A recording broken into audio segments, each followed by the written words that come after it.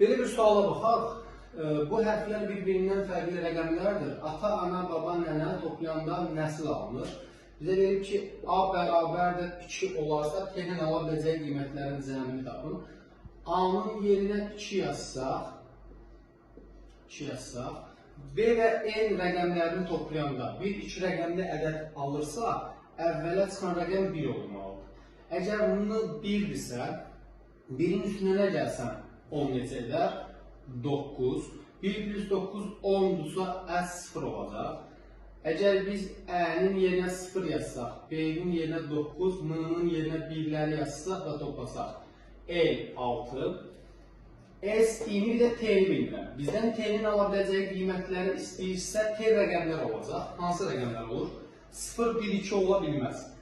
3, 4, 5 ola bilər. 6 ola bilməz, çünki L 6-dır. Ya 7 ya 8 olacaq. 9 ola bilməz. T-nin yerinə 3 yazsam və toplasam, böyləcə 14. 4 yazaq 1 yadda. 6, 1 də yadda 7 olacaq. Rəqəmlər hamısı bir-birindən fərqli olduğuna görə heç bir problem yoxdur. Deməli, T 3 ola bilər. T-nin yerinə bu dəfə 4 yazmaq istəsək, olacaq 15, 5 yazaq 1 yadda, 6, 1 də yadda 7. Yenə heç bir problemi yoxdur, çünki bütün rəqəmlər bir-birindən fərqlidir. Biz əgər digər qiymətləri yoxlasaq, məsələn 5 yazıb yoxlasaq, 16 eləyəcək. L6-dırsa, I6 ola bilməz.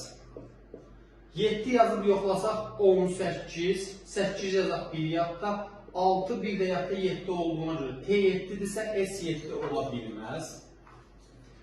8 yazıb yoxlasaq, bu cəm eləyəcək 19. Əgər B9-dursa, I9 ola bilməz. Ona görə 3 və 4, 3 plus 4, 7 olar.